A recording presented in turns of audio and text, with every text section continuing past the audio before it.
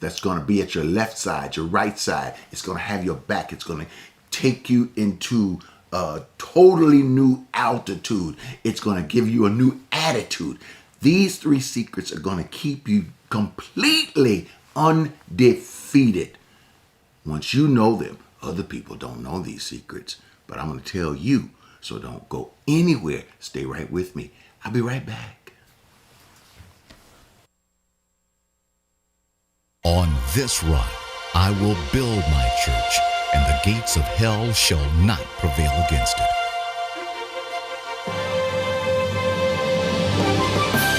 Abundant Life Cathedral Church, the church of tomorrow today. A ministry that is building the people that shape the world.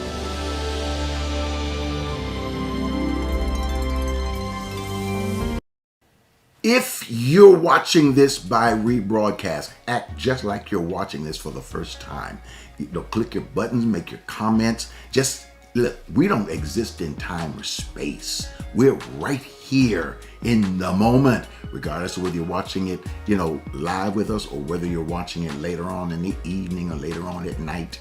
We're here for you. Look, I'm Ed Montgomery. They call me Dr. Ed. Thank you so much for being here. This is Sensational Sundays. This is what we're using in place of our live Sunday morning service that we normally would be doing in our building, which we will be going back into pretty soon. We'll talk more about that. But this is what we use. This is our sanctuary. And thank you for allowing me to bring this sanctuary into your sanctuary. Your sanctuary is wherever you are. And most of all, your sanctuary is your heart. It's what's inside of you.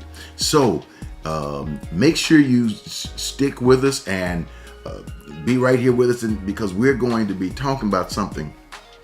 I guess I just got tired of seeing a lot of things that's going on in our world today. And I'm not going to be talking about world events. We're not going to get too deep and heavy. What I'm concerned with is some things you should know to keep you undefeated. Things that you got around you at your disposal. Tools in your tool belt. Actually, there are 4 things, but I had to say 3. So I got to pick the 3 out of the 4. The 4, they're major, but I got to pick 3 out of 4 because I'm not going to have time for 4. So we'll do 3.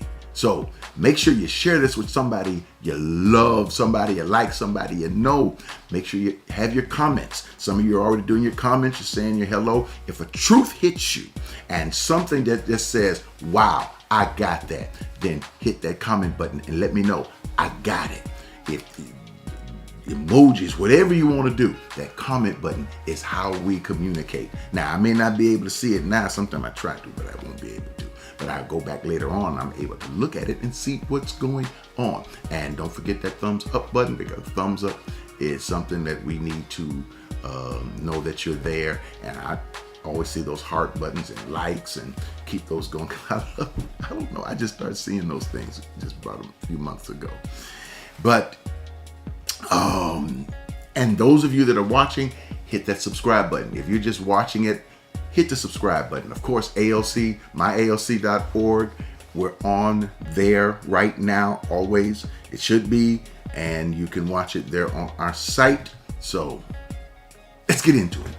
Let's get into it right now. Okay. What this series is about learning to create the world that you're in, the world that you want around you. And I firmly believe in that. I believe that when we talk about building the people who shape the world or creating your own world around you, I believe that it's not about trying to shape the entire planet Earth or trying to recreate, the third planet in the solar system as if God creating the heavens and the earth. That's not what I'm talking about. I believe that our world is our world, or the world that we live in, the world that you exist in. And the people who are in your world is your world. Where you work is in your world. When you go to work, get off from work, that's within your world. Your family, that's within your world. Your hobbies, the things you like to do, places you like to go, that's within your world. When sometimes there are happy moments in your world, sometimes there's sad moments in your world. Sometimes there's moments that we plan for, and sometimes there's moments that we don't plan for that happen in our world. But I believe that although we can't stop some things from happening or control everything, there are some things that we can control that we don't control. There are some things that we can create space for in case something happens. I'll give you an example. It's like people putting up what they call money for a rainy day. And they start building that money up. Finally, it rains and they got to use it. And in other words, so if they never created the space for putting some money away, they never created a savings, if they never created, hey, just set this aside for a while, then when something came up, then they wouldn't have it, and it would mess up their whole world. It would turn their world upside down. So you see where I'm going with this. We can create things in our world. We can create the kind of world we want to live in here, there. Open up this, open up that area. Try expanding this, expanding that. And over time, we can create the kind of places where we like, what we like to do, who we like to be with, to the best of our ability. Things will happen, unexpected, but hey, I can teach you how to deal with unexpected things. But what I'm going to do today is I'm going to teach you 3 out of 4 secrets. I haven't picked them out in my mind yet, but I know there's 4 of them, but I got to pick 3 of them. 3 out of 4 secrets. You're saying you're trying to set me up for that 4th one. Well, no, let's just deal with these 3. 3 secrets that's going to keep you from being defeated, or going to keep you undefeated in every aspect of life. Now, here's how we start this thing. You do know over the last few weeks, and I'm referring to at least last 2 Sensational Sundays, we've been talking about creating your world, and we've been talking about the story about this guy named Balaam and this guy named Balak. Now, I don't want to go too far back in there because you have to go back to those and to review them. You got to see them. You got to hear the history of it so that I can pick up right where we left off. But I will bring you quickly up to date. Balaam was a prophet. He was a prophet for hire, which meant that if you paid him some money, he would tell you the future for some reason, or not necessarily the future, but he would do things. He was good at cursing and blessing, or what they called divination at that particular time, or enchantments. They were spells. And I'm talking about this, especially, dealing with the whole Halloween thing. So I guess I just got, people talk about witchcraft and spells, and they get into that part of it, and don't realize that in the real natural world, or back during those days, about 2,700 years ago, 2,700 years ago, and that's a long time ago, they believed deeply in enchantments and divinations. They would defeat their enemies, first of all, not by going out with swords, but by going out with mental warfare. That's what they considered to be curses and spells. They believed that they could contact the gods in such a way that those gods would be on their side and help them when they went into battle. This king, Balak, believed that the Israel, who was his enemies at that particular time, and understand this is a totally different Israel than you see on the map and over there overseas and that you see on the news. These are totally different people. There's no CDs, no downloads, no streams, no YouTubes and Facebook. Well, there's no more Facebook. There's something else now. Meta. There's none of these are in existence. These people are just dealing with each other. They think a different way. And what this king, Balak, who was the head of this group of people called the Moabites, believed that if I can get into the head of the children of Israel, if I could get into the head of Israel and make them believe that I'm stronger than them, that I'm bigger and better than anybody they've ever seen, and that our people will come in and swoop down on them. And if I can get fear into their heads and make them believe they are nobodies, nothing, they can't compare to the might of our people, then I've got the battle half fought. All I got to do is go in there. We can growl a little bit. We can do that warfare, that mental warfare, and we can take them down, even though they are stronger in number than we are. Sound familiar? Doesn't sound familiar? How we're up against odds in our lives that it looks like we can't overcome. You can be on your job and you can have something that's there, a task that you need to fulfill, but you're saying, hey, I don't know, am I good enough to do this? There are things in your family that you all want to you want to do. You want to increase, get your kids into college and school and Zooms and get off of Zooms. All these different things, everything that we're facing in our world today, and they're like giants. They're like people who are saying, "I'm gonna whoop you. You can't do this. You can't go past me. I'm gonna tell you how you can." This is what the story was. Balaam was the prophet who could speak these things and curse people. Well, not today. Because all along he kept telling the king Balak, you cannot curse these people. Now you got to go back and you got to look at the last two of these series things that it did so that you can see just what he did and how he handled it. Now, let me pick up from where I left off. Finally, this king says to Balaam, he says, man, you've been blessing these people instead of cursing these people. You need to come on up here because here lately, you know, I knew you said you could bless and you couldn't curse and a blessing couldn't be reversed. But let me show you another angle. So he took him up, showed him another angle. And he says, now what do you think? And here is where we get to these three secrets. 3 out of 4 secrets. 3 secrets that's going to keep you undefeated. And it comes out of Numbers chapter 23, verse 21 through 23 or 24. I think I only have it up to verse 23, but you can probably take it to verse 24. And that's why I have those things, there are 4 secrets, but just let me see what I can get into this. So the king says to Balaam, said, well, look, go talk to your God again, and let's see what happens. So Balaam goes, says, okay, here's what I'm going to go do that. And they put an offering, they did animals, and they cut up animals. This is deep cult stuff that they're doing.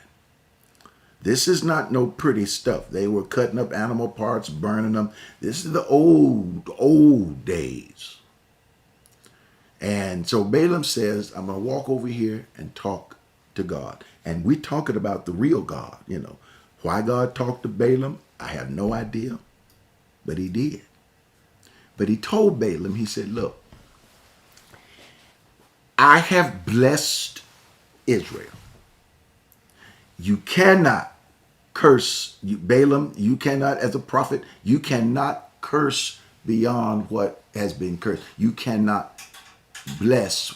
You cannot bless what has been cursed. You cannot curse what has been blessed. God says, I have blessed these people. You can't curse these folk. You already told the king that. Balaam said, you know, I told him, but he ain't listening to me. He said, well, go back and tell him the rest of this whole story. So Balaam goes back, and the king is about to get teed off because of what Balaam's about to say. But it's these things that Balaam tells them that we're going to draw out as pieces, amazing things that are part of our lives. If we can learn it, we'll never be defeated. Because it has to be in you. You got to have this deep in you. And here's how this thing opens up. I hope you either got your Bible, your script on your phone, wherever you got it, because you have to see this for yourself. Here's what goes. Balaam says, first of all, God is not a man that he should lie, or the son of man. In other words, God is not a human being.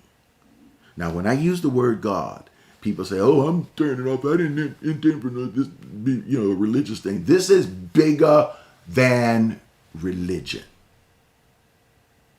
Don't get too crazy on religion, because everybody, well, I'm not religious, I'm spiritual. I know. But spiritual is how we deal with things, how we internalize things. Religion is the tools that we use to get to the spiritual, or spirituality is the destination. Religion is the car that can take you to the destination. Now, religion can't get you spiritual, but religion can at least get you to the door where you can walk into your spirituality. So religion is just the methods that we use to get to where we want to go. And so God says, first of all, Balaam says, God is not a man. He's not a human being. He's not flesh. So God doesn't lie. And he's not born of flesh, so that, he's going to take something back or reverse what he has said. What he has said is what he has said. He does not take it back. Even though people act crazy, and throughout those times in the Bible, people did crazy things, and God gave them gifts and they acted crazy. Balaam had a gift. He acted crazy, made his money from it. God did not take the gifts from them in order to chastise them. Unfortunately, they had those gifts and they kept them and they used them. Probably until they messed up their own lives. See, people said, well, if God didn't want me to have it, he'd take it away from me. Well, God doesn't have to take it away from you. If you misuse some things, it can be, you will take your own gift away. You can have a gift, but you can always take your own self out of that situation. And so we realize that God is huge. God is bigger. We use the word God. God is not God's name. But this is all we have to be able to use. I could say the universe. I could say the expanse. I could say the openness. I could say the space. I could say the eternalness. I could use all of these phrases. But God is much easier. And so I'm using God because that's what my text says, is how I like to read it. And God is bigger than all of this. And here's where he says that first secret that I'm going to draw out of. He's talking to them, but we can draw a secret for our lives. Here is what Balaam says to Balak. He says, here is why Israel is blessed. Number one, God does not see their sins or their perverseness. What? God does not see Israel's sins or see them as perverse. In other words, he does not see them as sinful creatures. Wait. You got to back up, Dr. Ed. God sees everything that we do. Yes. God knows we mess up. Yes. God knows we do some crazy things. Yes. But God knew that about Israel, but he did not see them as sinful. He did not see their nature that way. Now, this is probably one of the things we're going to be having big discussions about in the church, in our spirituality, in beginning to understand this thing. Many people believe that, they come to this planet born in sin, and I'm shaped in iniquity, which means I come as this empty baby. I'm sinful. That little bitty baby sinful. That little bitty baby not sinful. That little baby born in sin. Born in sin. It don't mean born as sin. Shaped in iniquity. Shaped means, in other words, the attitude, the things, the way we think could be shaped in the iniquities around us. But that does not mean that it is in us. We have to begin to rethink some things. Is it quite possible that when God looks at us, he looks at us as he looks at a child, a son of his, a daughter of his.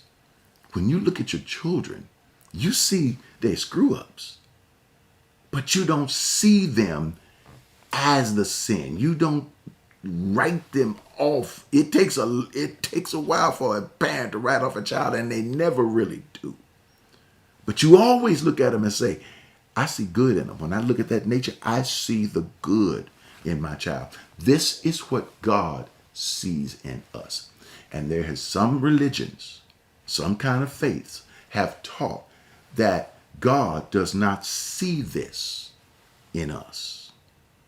That if you do this, or you do that one thing, or there's that thing over there you did, or you did last week, or you showed up, or you didn't do this 2 days ago, and God cannot stand sin. God hates sin. God hates sin. We love the sinner, but we hate the sin. God cannot look upon sin. So if God can't look upon sin, and I just committed a sin, then it means that God can't look upon the sin that I committed. So I come to the conclusion that God can't look upon me.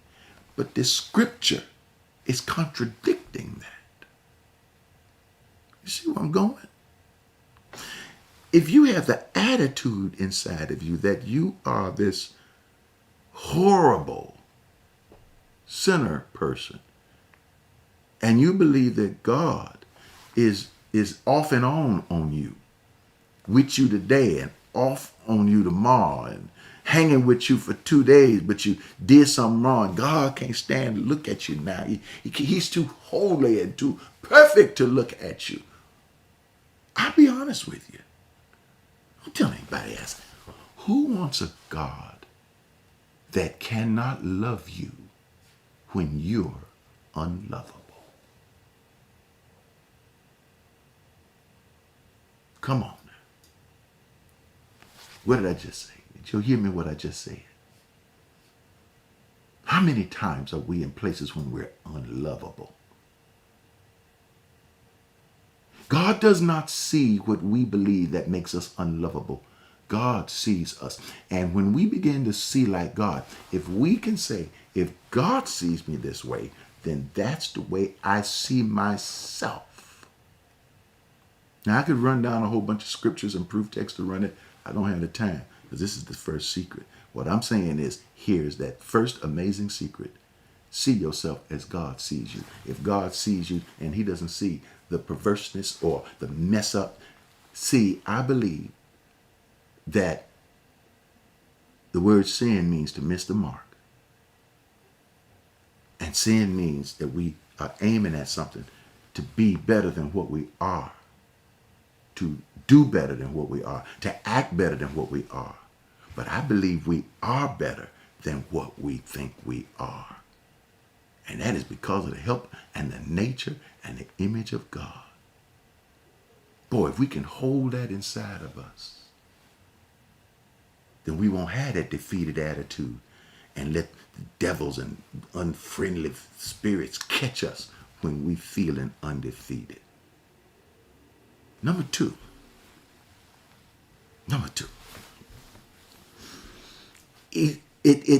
Balaam goes on to say that there's another thing that God does.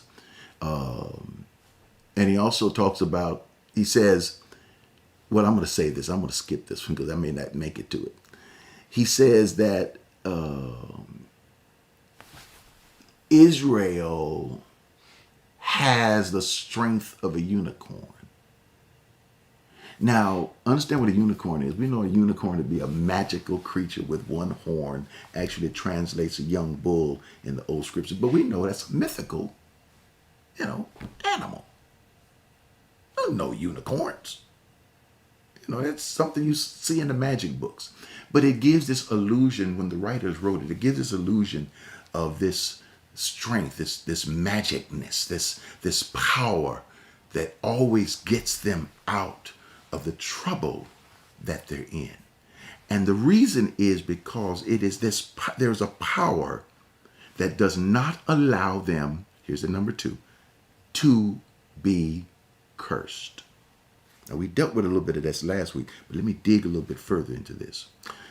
How many of you know or have heard in religion that people, it was taught that people of color were cursed because this whole thing about Noah, and Noah had a son, and the son saw Noah naked and tried to cover his father up. That never really tells us what all of that meant.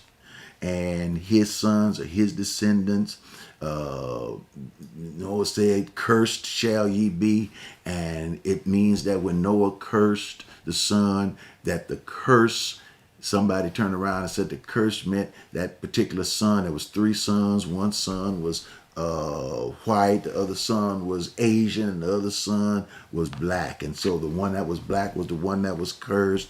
And since Noah cursed the son, then it says that the curse of the son of the black one was to become a water bearer or a servant for the white son forever. Now, how many of you ever heard that? Yeah, we've heard it. I've heard it, and many of you have heard it too. And over the years, I've had black people tell me, well, we were cursed. And thank God Jesus came and released us from the curse because we were cursed. And I said, wait a minute. Wait a minute. Well, we're not cursed anymore because Jesus came. And I said, no, but still, that's why the black people are the servants. Well, that was found in a Bible that was about 100 years ago that was created by a man by the name of Scofield.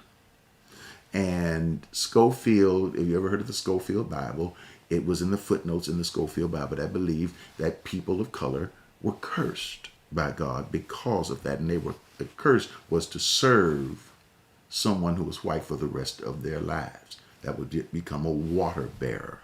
This was 100 years ago, but most people don't know that Scofield was a Confederate officer, and that's what he believed. Now, let's get out of that place and let's come over here to the attitude about this curseness. And to realize that there was never a curse. When Noah spoke that thing and said curse, that had nothing to do with black people. That was created. Here's what God says to Balaam. He says, number 2, here's another awesome secret of remaining undefeated. Balaam says, there is no enchantment or divination against Israel. In other words, God is saying it is impossible to curse them or for them to be cursed because of that first secret of the image that they carry inside of them. But if you believe that you were cursed, or believe that you got to be twice as good, or you got to be better at this than somebody else in order to rise up to their level, if you carry that in you, then you will always see somebody else as better than you.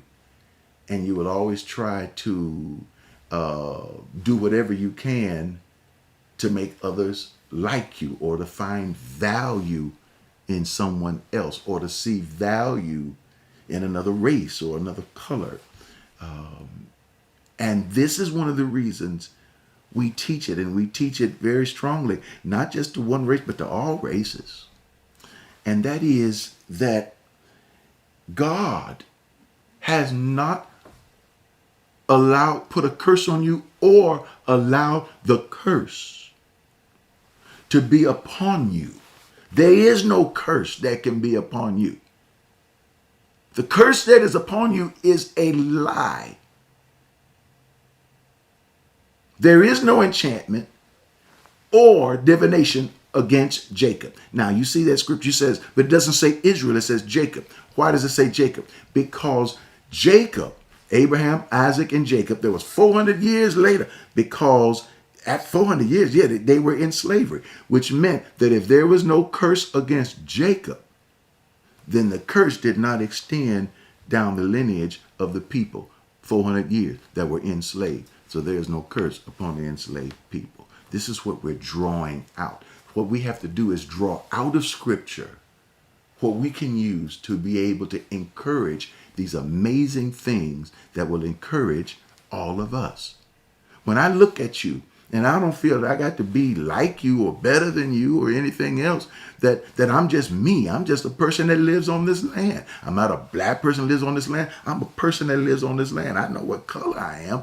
But the point is, God has not allowed any curse or enchantment or divination or any spell or any spoken that says I am worse or less than anybody. And I got to get that in my head. I have to always remember. This is what we always remember. I don't have to prove myself to anybody. I don't have to build a better business than anybody. I just build a better business because I want to build a better business. What kind of pressure does it take you off? I don't have to mingle over here in order to feel as if I'm successful. I'm successful in my own rights. You are successful in your own rights. People are going to try to tell you, hey, what you're doing is not going to succeed. But that's a curse. They can't do it. We talked about that last week. That's an amazing fact. So when you go into a boardroom, when you're working with employees, if you're working with your employer, when you sit at a table with other people, you begin to cultivate this attitude that there's no curse. You say, well, I don't believe in curses. Oh, you'd be surprised what people would call a curse. People talking bad about you. People doing you bad. Looking at you funny. They're looking at me funny.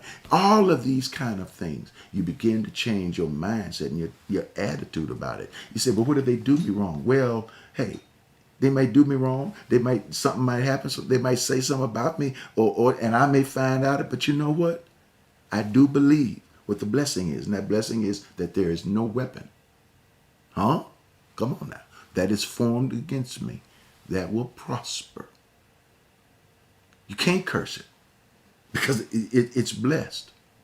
All things, Romans 8, baby, works together for good. To them that loves the Lord, that are the called, the blessed according to his purpose. You're in his purpose. If you're in his purpose, you cannot be cursed. Man, that's an awesome secret. You ain't got to go around telling everybody, I'm blessed for putting on a refrigerator. You can't curse me. Look, it's something I already know. So when you come at, what did we leave you with last week? Watch out what you say, because everything, I'm rubber, you glue. Everything you talk bad about me bounces off me and what? Sticks on you. Oh, somebody ought to say, I got it. Hallelujah, I understand it. That's that second thing. And here is what the third one is. And this is what I love. Oh, my goodness. Oh, woo. Let me watch my time. Okay. Oh, yeah. Yeah. I don't know if I ain't going to make it 4, but I'm going to be able to get to my third one. Look, this third one I'm getting ready to tell you it's going to blow your mind. I very rarely say it because, and I don't want to turn around and say, somebody say, well, that didn't blow my mind. This that I'm getting ready to tell you now, coming up, is going to blow your mind. Oh, I hope I can get to 4, but I better just worry about 3. Look, take a moment. If you're liking this, hit that like button. Let me know that you do. Hit that thumbs up. And if you have some friends that need to hear this. So you got some spiritual friends. I know you got some spiritual friends. People that love to hear good teaching and a good word that's speaking to them. Hit the share button. Share with them now. I know they say, well, I'm engaged. I'm watching this seminar. Tell them get at the seminar. Come watch a seminar. In other words, come watch this thing that's working. It's talking about something, about these 3 awesome things. And or later on, hit that share button. Share this with a friend. Share this with a watch party. However you do it, share it. And I'll be right back. Hey, this is Dr. Ed. We've been on this journey for over 40 years. Some have been there with us for almost 40. Some have just started this journey with us. But what we've been able to do is help people to find joy, peace, enlightenment. They have grown tremendously, spiritually, mentally, emotionally, and it's all because of your contributions, your help, our journey on this road. Take a moment, make a contribution at myalc.org. That's myalc.org. That's our website. That's our main place where you're even able to watch our show on Sunday mornings. Not only that, but you can also give through our app. And you can download that app from Google Play, or you can download it from the App Store by just typing in Abundant Life Center, or you can type in Ed Montgomery and the Abundant Life Center app will pop up and you can download it. It only takes a few moments, and you can have that way. You can carry us with you on your phone and your iPads and all those kind of good things. Not only that, but you can also do text to give. That's very popular because people are able to give if they forget to be on their website or their app. They can just give right on the spot, real fast, real quick. Sometimes they do text to give even when we're inside of a church service. And you can do that by texting to 713-742-2035. That's 713-742-2035. Or you could give through our P.O. Box. Safe, sound, secure. You can give, you can make sure you put a stamp on the envelope, but you can, write us a little note, drop me a little note, whatever you want to do, and mail it. There are some folks that's just, hey, I'm just going to mail this. And you can mail your contribution, and that's to the Abundant Life Center, P.O. Box 772-300, Houston, Texas 77215. I'm going to say it again. That's that old radio thing. You got to say it twice. Abundant Life Center, P.O. Box 772-300, Houston, Texas 77215. Continue on this journey with us. And if you're new for the first time, start this journey with us. I promise you, not only will it change your life, but you'll change the life of so many around you. And that'll make you feel real good inside. Thanks. How many of you have a dream inside of it? I'm talking about something that you see for your future. I'm getting ready to speak to your dream through this number 3. Awesome thing. I'm getting ready to speak to your dream. Some of you are in it, living it, about to live it. You haven't lived. If you're ready for that, just say speak to the dream. Type it in your comment if you want. Say speak to the dream. Now, what you're doing is you're engaging verbally. And this is what this third part is. It's verbal. So while you're typing that in, make sure some of you, if you're watching from another city other than Houston, hit that comment button. Let me know what city it is. If you're watching also from another state, other than Texas, let me know what state you're in. If it's another country, tell me what country it is. I want to know it. All right. Speak to the dream. Talk to the dream. You ready? Here's that number 3, that third awesome thing. Balaam says to the king, and the king's already teed off now. He's about getting ready to throw Balaam out. Balaam says, inside I heard in the spirit when God spoke, he said, in Israel, there is the shout of a king. Say it with me. Say, shout of a king. Shout of a king. Now, let me tell you what that means. There was no king there then. But Balaam was talking. See, when you talk with God, when God begins to speak to your dreams and speak to your future, God is not just talking to your right now. He's talking to your later on. See, I'm not just talking to your right now situation. I'm talking to later on. In other words, years from then, God, there was going to be a king. It was actually going to be David. There was going to be a king. He heard the shout of a king. In other words, the voice of royalty. In other words, in your present, you are speaking or it can be heard royalty in your future. Your child, your grandchild, your cousin. It could be somebody next week, next month. Something good is about to happen in the life of somebody else because of who you are today. Oh, I'm going to say that again.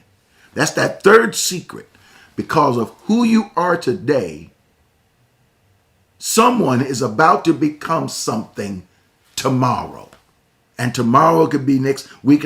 Now, not only that, but you could also be speaking to your dream in the present that will manifest in the future. In other words, your future can be shouting. Why? Because one day your future will become the present. And your present will be able to look back in the past and remember what was done to create the future that has now become the present. Now, I'm not going to say that again. All you got to do is back it up. Well, I might see if I can.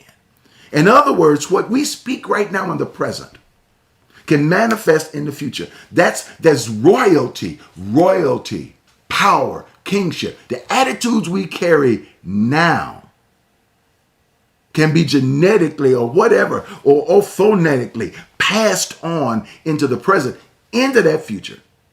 And when the future finally becomes the present, just like you, how many of you right now are the future of someone's past? The past of some, how many of you the future of a mother who saw you, who didn't know what you would become in the future, or how you would be, or a father, or someone who have passed on, grandparents? How many of you got somebody that you can look back in the past and say, they spoke, they prayed, I got something from them. They didn't even hear, but they said it and I got it. I am a living witness. I am their shout. Look. We don't just shout now because we got something to shout about. We can shout now because the shout is already happening somewhere else. The shout is already in the future. So we're not just shouting now. There's somebody is shouting in the past. Somebody is shouting in the future. And you know what? As a matter of fact, if you don't leave me alone, I will shout right now. Somebody is shouting right now. Because when we shout now, we're shouting in the future for what's going on in the past. And this is what you're looking for. This is what Balaam told him, that third secret. My goodness gracious. Lord have mercy. I know that's a like button. I know that's a share. I hear your comments. I can't see them, but I can feel them. Speak to my dream. Tell me. Speak to my future. I declare that your future self, your future generation will be strong, steadfast, unmovable. The power of who you are right now will be a power that will be passed on to them, even in the spirit now. When you look at your child and you wonder, Lord have mercy, I don't know how they're going to make it. Listen, I'm here to tell you they will make it. You may not think so, but they will make it because they're already shouting in their future. That was my third point. And my time is up. You said, oh, if you only got the number 4. Well, then I'll tell you what number 4 is. Here was the last thing that was said. Balaam said, and here's what's going to be said about these people. The testimony is going to be this. Look what God has made. I made it. The fourth one is the testimony will be spoken around town and in the spiritual tabloids, or whatever they will be.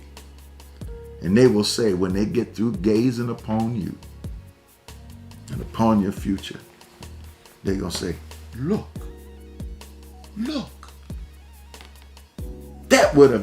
That has to be the hand of God.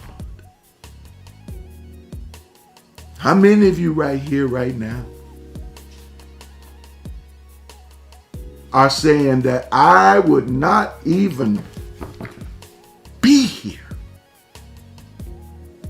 if it wasn't for the hand of God.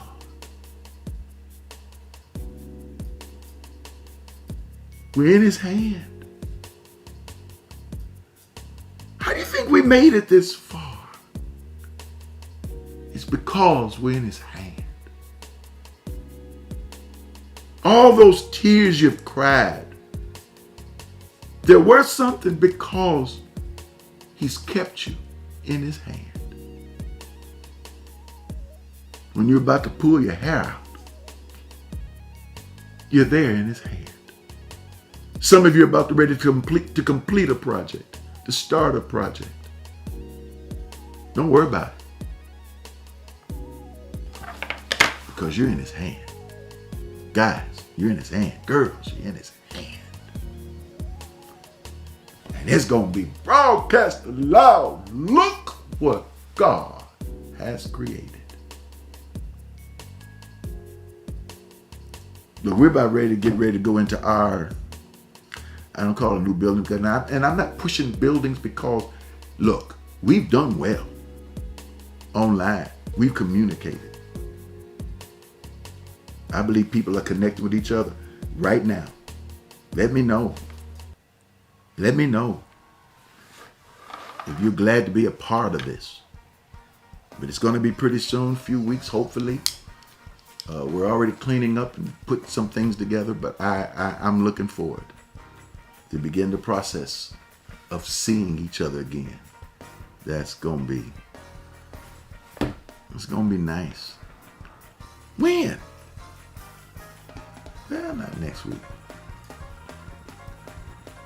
but in a few weeks. You know, we got to clean everything. We don't want nothing dirty in there. We got to make sure everything's in place. All right, I got to go. I hear my shout music. I'll be shouting for the future. Hallelujah. See you next week. Okay. Love you. I shall not die, but live to declare the works of the Lord. For he has come that we might have life and have it how? More abundantly. All right. Keep shouting. I'll give you a little 30-second shout. Get 30 seconds.